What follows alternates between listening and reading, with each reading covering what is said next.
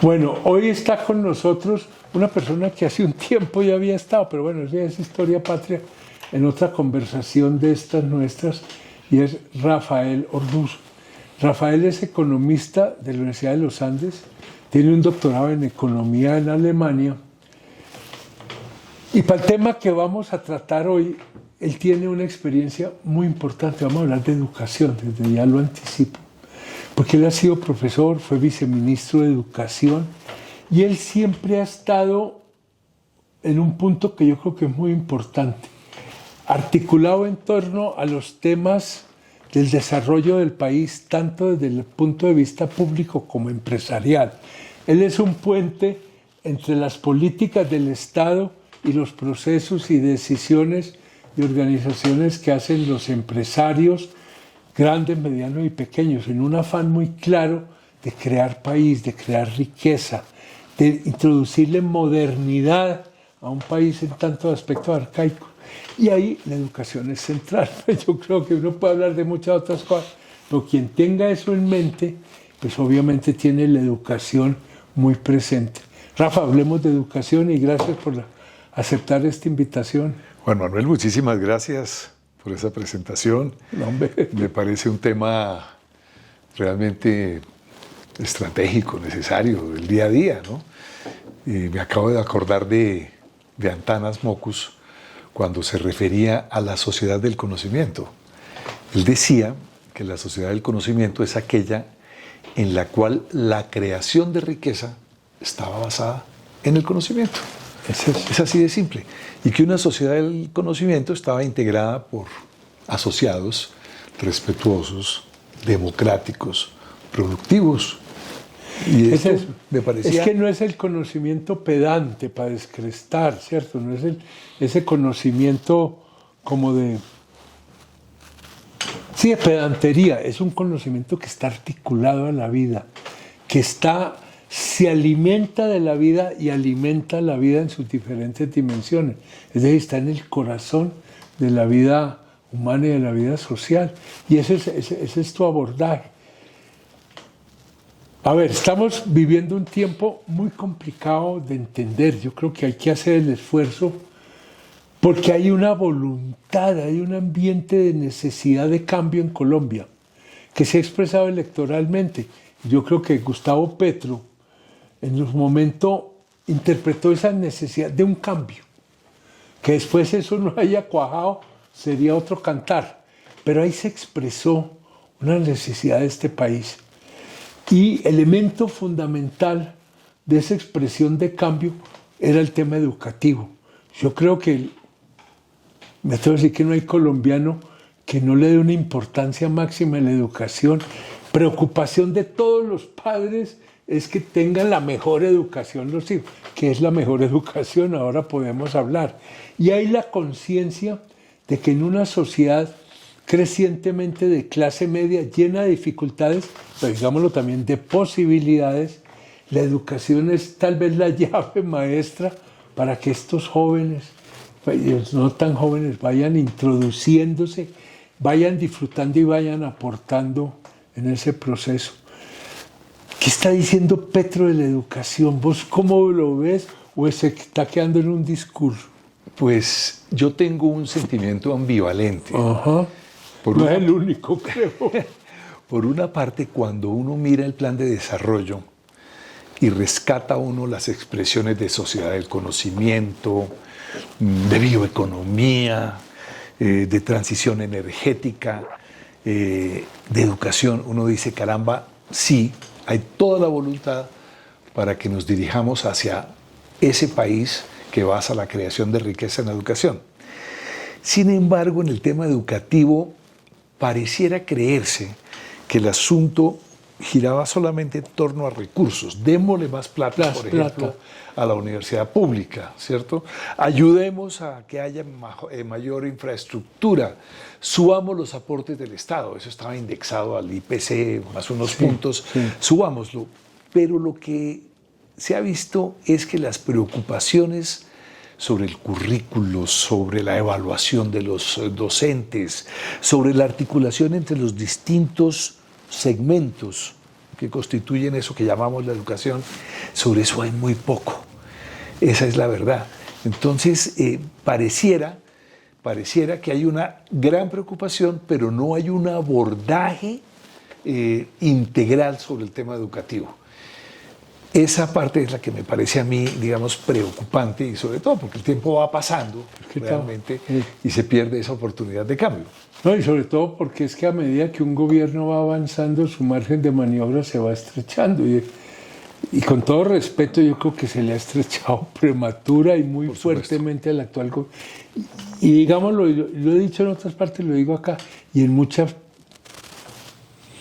maneras ha sido por acciones mismas del gobierno. No es que el gobierno lo estén cerrando, sino que el gobierno está cerrando puertas. No, es que fíjate, por ejemplo, de lo que yo más le he oído al gobierno, imagino que muchos de los que nos están viendo, es abramos universidades públicas desde La Guajira hasta el Guainía, ¿cierto? De la cosa física, instalaciones, presencia del Estado. Sí. Eso sí es. No, realmente. Y otra cosa que pronto podemos mirar ahora, ese afán que tiene para Petro de que todo sea finalmente como el Estado, ¿sí? Y ahí ahorita hablamos un poco lo público, lo estatal, la educación, que Colombia en eso ha hecho unos avances importantes, llenos de fallas probablemente. Yo creo que podemos detenernos unos breves minutos sobre ese tema. Uno podría contraponer, al menos en el ejercicio de la palabra, una visión catastrofista y una visión más de largo plazo, mirando, digamos, lo que viene de atrás. Colombia ha hecho, lo creo, y eso puede ser de pronto difícil de entender para algunos, pero ha hecho grandes avances en materia educativa. Voy a mencionar solamente un hecho. Finalizando el siglo pasado, que tan solo fue hace 24 años, había unos 750.000 estudiantes de educación superior, es decir, universidades, tecnológicos y técnicos. Hoy hay 2.700.000.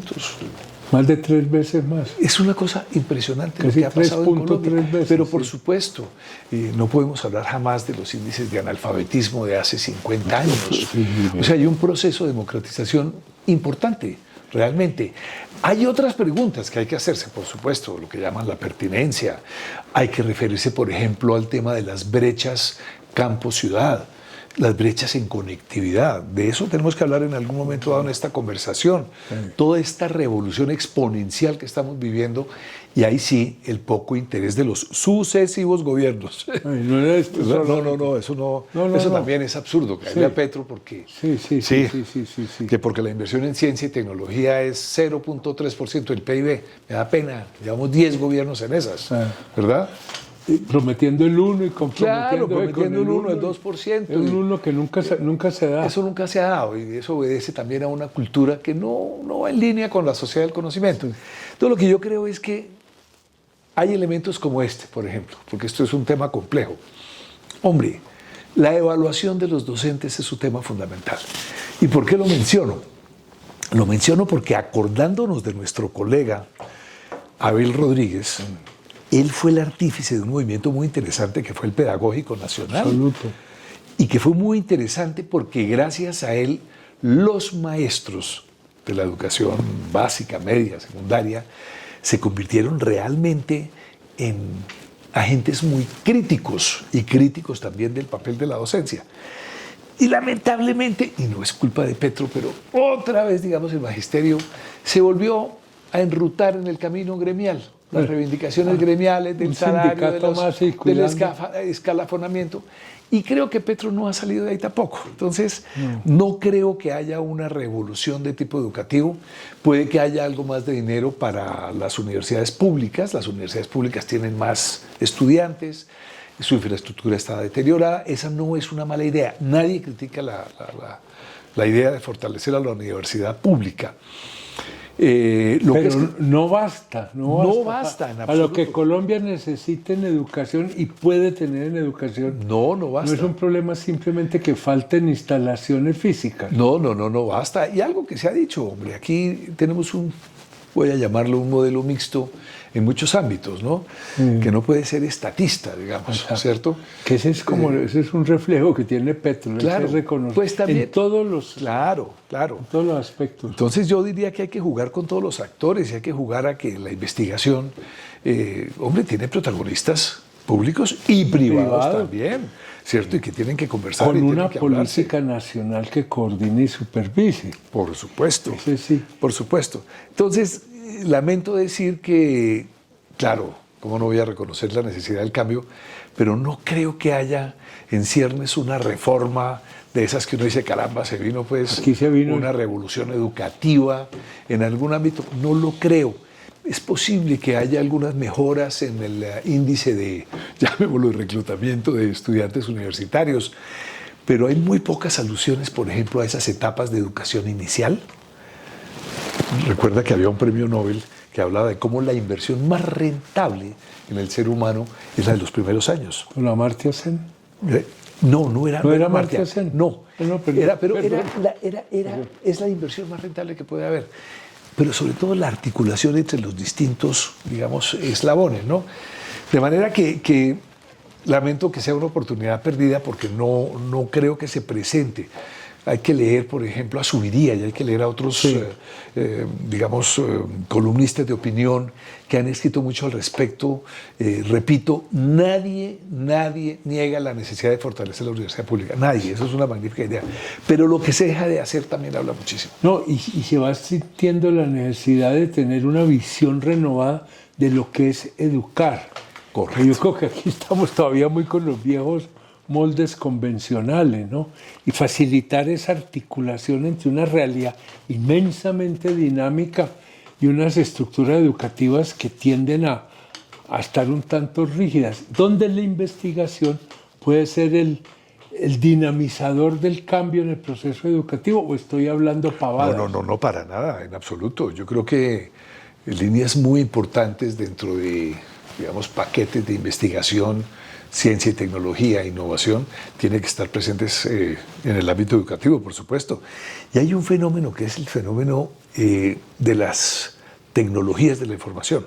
Ajá. Es algo que realmente... Y es una cosa en la que tú has trabajado. Yo he trabajado ¿Cómo la ves? algún tiempo en eso. Bueno, lo primero que hay que entender y es que no logramos comprender el significado de la expresión exponencial. ¿Te acuerdas del cuento del premio al que inventó el ajedrez?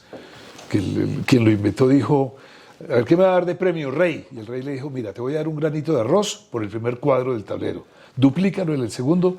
Y el rey le dijo, no, pero ¿cómo eres de modesto? Mentira, de verdad. Resulta que no alcanzaba el arroz, del mundo para poder satisfacer la demanda del inventor. Bueno, esa es la exponencialidad. Estamos viviendo una época que yo creo que no hemos captado. Que no es captado. lo lineal, simplemente. No, es exponencial realmente. ¿De qué está hablando? Pero ojo, Rafael? esto es exponencial desde hace rato. Pero el tema de la inteligencia artificial generativa, esta actual, esta que estamos asociando, la que estamos. Digamos, la primera fue el chat GPT y eso se ha multiplicado. Es que y hay es de los miles de últimos aplicaciones. meses. Es de los últimos meses. Eso es. Esto tiene que ver con un fenómeno que es el de la creación de contenido. La creación de contenido, es decir, ese interlocutor que puede crear no solamente textos, sino audios, videos, imágenes, ¿verdad? A través del entrenamiento de algoritmos. Bueno, como no se trata de que nos metamos en profundidades, el impacto que va a tener sobre nuestras vidas es múltiple. Impacto sobre cómo aprendemos, impacto sobre cómo vamos a cuidar nuestra salud, sobre cómo nos comunicamos, sobre cómo trabajamos, ¿cierto? Las nuevas profesiones, por ejemplo, qué pena decirlo, pero amenazadas. Periodismo, amenazados los abogados, amenazados los médicos generales, ¿cierto? Amenazados desde el punto de vista de que las ocupaciones tradicionales van a tenerle que abrir el espacio a otras. Entonces viene una pregunta, ¿cómo preparamos a nuestros jóvenes para esas nuevas realidades que ya están ahí? Ya no estamos hablando de perspectiva a 20 años. No, ya están, a 2, 3, 4, 10 años. Ya están penetrando la realidad. Pero por supuesto. Entonces, las nuevas profesiones, las nuevas que llaman las destrezas, lo que llaman los gringos, los ingleses, los skills, ¿cierto? Esas grandes capacidades, muchas de las cuales son blandas. ¿En qué sentido son blandas? A ver. Son blandas en el sentido en que son destrezas que se adquieren, que no están asociadas, por ejemplo, a la ciencia dura. No estoy denigrando aquí la ciencia dura. Voy a decir algo, la empatía, la colaboración, la capacidad de que colaboremos, ¿cierto? Porque ya el tema no es el individuo de cara a un cuerpo de conocimiento, a ver cómo lo adquiere y cómo se entrena en saber responder las preguntas que se le hagan, sino en realidad en cómo colaborar, ¿cierto? Para construir. Suena un poquito esquemático, pero es eso. No, pero es eso, ¿no? Porque hay, digamos, los desarrollos técnicos lo que están facilitando es esa intercomunicación, ese integrar esfuerzos, o estoy yo... No, así es. Y algo que está pasando acá es que la inteligencia artificial generativa, porque hay que diferenciarla de lo que viene hace mucho tiempo atrás, que es la inteligencia artificial, tiene unas aplicaciones en la educación absolutamente impresionantes. Por ejemplo, la posibilidad de armar tutoriales personalizados para que un niño con determinadas dificultades pueda avanzar. Y voy a poner un ejemplo. Los tests a los que estamos acostumbrados desde hace mucho tiempo son tests de resultados. Voy a inventarme algo. ¿Cuánto es tanto más tanto, digamos? O, ¿cuál es la respuesta a tal pregunta? ¿Verdadero o falso? No, hoy no. Hoy el tema va hacia el proceso. ¿Cuál es el proceso de pensamiento para llegar a algún punto? ¿Cierto? Ese tema del proceso, que está relacionado con el pensamiento crítico, que es otra destreza, ¿verdad?, es fundamental digamos, con estas nuevas tecnologías. Y sobre eso voy a decir algo. Yo aprecio mucho el tema de sociedad del conocimiento, del plan de desarrollo, de verdad, y el tema de transición energética. Pero tomé las bases del plan y busqué la expresión inteligencia artificial y encontré una frase en todo el plan. Hombre, no nos podemos quedar atrás. Pero bueno, como el país no lo hace el plan de desarrollo, aquí viene el cuento de cómo la sociedad civil, los empresarios, gente en muchas posiciones puede construir, ¿cierto? Entonces yo diría francamente que el país a las trancas, como lo conocemos, va construyendo y va a seguir construyendo universidades públicas, universidades privadas, investigadores en uno y en otro ámbito. Yo creo que más allá de lo que diga un plan de desarrollo, en realidad siguen pedaleando. Esa es la verdad y eso es lo que ha pasado en las últimas décadas. Sí, ¿no? Casi de que están los planes de desarrollo vigentes, medio siglo de planes de desarrollo. Es que fíjate, yo oyéndote, no puedo dejar de pensar en una cuestión, y es que todos estos avances tecnológicos, digamos, están en el fondo liberando creatividad. Están en el fondo, por ejemplo, algo que se ha discutido, y lo hemos discutido vos y yo, es hasta dónde se debe mantener todavía unos pénsumes rígidos. Si usted va a ser ingeniero, tiene 10 semestres, en el primer semestre va a haber álgebra 1, trigonometría, y así sucesivamente. Y esto va abriendo la posibilidad que de alguna forma, sobre una base compartida, usted vaya construyendo su proyecto de formación de acuerdo con sus intereses, ¿cierto? Es decir, personalizar un tanto la formación que yo estoy dando. 1, 2, permitir que esta formación sea indefinida. Yo no termino graduándome. Esto es muy importante. Entonces, eso que acabas de decir. Eso además el conocimiento está evolucionando, que si yo me quedo con lo que me enseñaban a 10 años, MFT, usted está fuera de tiesto. Claro, eso es lo que llaman el aprendizaje de toda una vida. El aprendizaje de toda una vida. Y hoy se puede eso. Claro que hay que separarlo de esa angustia de los padres de familia de llenarse de cartones, ¿no? Sí, no. Muchas veces inútiles. No. Esa maestría, esa especialidad, son para mejorar el sueldo, no para mejorar el conocimiento. Así es. Pues, hay excepciones, pero la norma de la yo que doy clases, ahí es eso. ¿Sí? Hay un término que se utiliza en informática que es el modo beta. El modo beta significa, por ejemplo, uno entra a una página una página web, digamos, ¿no? Y aparece estamos en modo beta o estamos probando tal cosa, estamos en modo beta. Metafóricamente, modo beta significa que uno está en construcción, por lo tanto que no se las sabe todas, por lo tanto que es un aprendizaje de toda la vida. Me parece. Nosotros tenemos que educar a los niños, a los jóvenes, a los adultos jóvenes y a los adultos de cualquier edad, lo viejo sí aprende, es a que estén siempre en modo beta, ¿cierto? Yo no conocía esa figura, pero claro, la incorporo ya en mi jerga, porque es que es eso, claro. es eso. Y además eso permite que la manera de aproximarnos al análisis de la realidad sea mucho más flexible, más de acuerdo con lo que uno va viendo, le va interesando, y puede establecer una intercomunicación entre hechos de la realidad y lo que el observador, por llamarlo de alguna manera, está mirando. Porque esto como que rompe esquemas, evita encajonamientos y empieza a ver es una dinámica de interacción que puede ser enormemente enriquecedora, ¿no? Pero por supuesto, y si le metemos a esto un poquito de emprendimiento, pues permite llegar al mundo. Claro. Voy a inventarme algo. Tuve la ocasión, eso fue por un trabajo de la CEPAL, de estar en el sur del Tolima, Sí. cerca de Chaparral, digamos, Sí, los municipios, y de pronto encontrar muchachos que venían de veredas, que estaban promoviendo el ecoturismo. Perdón, ¿qué permiso tienen que pedirle las agencias de viajes para ellos darse a conocer al mundo? Claro, ninguno. para mostrar lo suyo. Sí, ¿qué necesitan? Y ahí es donde interviene el Estado, una buena conectividad, ¿cierto?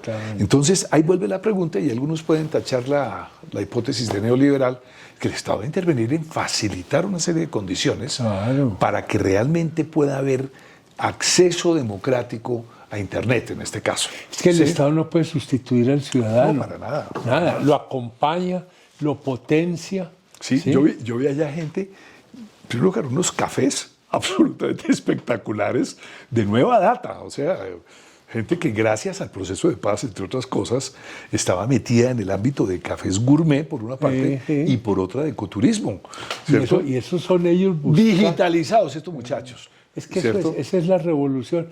Entonces, sí, sigamos haciendo sedes de universidades, pero eso tiene un sabor a viejo.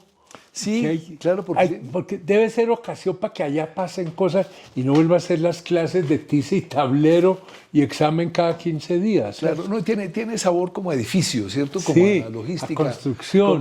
Como a construcción. A lo físico. Que es el viejo concepto realmente. Que entre otras cosas la pandemia, pues no hay mal que por bien no venga, ya dejó para siempre un modelo híbrido, ¿no? Sí. El modelo híbrido no, realmente.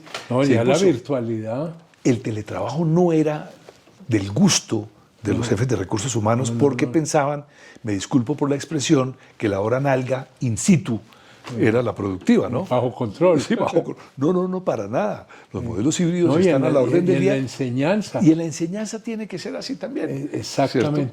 ¿Cierto? Y con esto nos toca terminar porque es que el tiempo es muy corto. Claro. Hay una experiencia que a mí me parece que es interesante y que valdría la pena conocerla, que no es colombiana, fue importada, se importó en el gobierno del presidente Betancourt, que es la Universidad Abierta y a Distancia. Por supuesto. Son 400.000 estudiantes y a mí me hablaban de muchachos que están en la cabecera de un río afluente del Atrato, bajan en canoa día y medio, se conectan, hacen sus trabajos, se llevan sus tareas, se vuelven para su comunidad, trabajan con su comunidad. A mí eso me parece emocionante y es todo lo que hoy permite esa cosa, para ir saliendo esos edificios majestuosos, esas clases magistrales, unos profesores con gran aire. No, es trabajando juntos, conociendo realidad, transformando realidad, integrando el conocimiento con la práctica. Hablo sobre todo de las ciencias sociales, de pronto una física, una química muy teórica, pero de resto ahí está la experiencia que tenían el año rural para los médicos. Pero por supuesto. Yo he hablado con muchos médicos, me hice médico, aprendí, fue en el año rural. Claro. Y el año rural ya lo olvidé una cosa para ir a conseguir aquí en unos barrios de las ciudades. No, se iban a trabajar con la comunidad un año. Yo creo que Claro, tiene ese que haber amarre se tiene que dar un enfoque territorial. territorial y toda Sí. esta cosa ahora de comunicación nos facilita enormemente esto. Sí, yo creo que hay que pararle muchas bolas al cuento, es la conectividad, es facilitar eso que llamo yo la educación para toda la vida, es conectar, es considerar estas destrezas Sí. que llamamos blandas. Y que, Sí. y que van surgiendo el mismo conocimiento de la gente. Así es. Algo de eso quedó en el plan de desarrollo. En realidad, no, hay unas cosas muy Yo creo interesantes. que hay unos hints, No, mira, hay unas- no, hay una cosa muy A mí la interesante. parte territorial de ello me parece valiosísima. No, hay algo muy interesante con visión de territorio. El Ministerio de Ciencia y Tecnología está adelantando 5 misiones para formular, muy en la línea más sucato, Sí. ¿sí? Los siguientes temas de investigación y desarrollo, ¿no? E innovación. Ciencias de la paz, que me parece muy interesante. Ojo, transición energética. Básico. Autonomía sanitaria, bioeconomía y el derecho humano a la alimentación. Son apasionantes, apasionantes. Realmente yo lo que rogaría, suena como ingenuo, es que ojalá haya la capacidad de gestión para llevar esto a cabo, pero el planteamiento como tal, y creo que hay un hombre en Planeación Nacional que es el sabio, Sí. que hizo un buen plan en realidad. El andamiaje del plan me Oiga, parece que es no olvides, correcto. amigo nuestro. Jorge Iván González. Jorge Iván González, Iván el González. director de planeación. Entonces yo creo que hay unas buenas y él ideas. tiene esta visión. Hay unas buenas ideas con enfoque territorial hacia una sociedad del conocimiento. Lo que pasa es que volvemos a todo, al cuento básico. Hay que articularse. Sí, sí. Y hay que tener una visión Pero de ahí, largo plazo. ahí ya ¿no? hay semillas sembradas. Y a mí me sale esa Claro. cosa de agricultor. Y de pronto para la cosecha necesita que haya un tiempo favorable, lluvias suficientes. Pero ahí está. Yo creo que ahí estamos abriendo camino. Sí, y hay otra cosa que también hay que tener clara, que la hemos conversado muchas veces fuera de esta entrevista, es que hay que construir sobre lo construido también.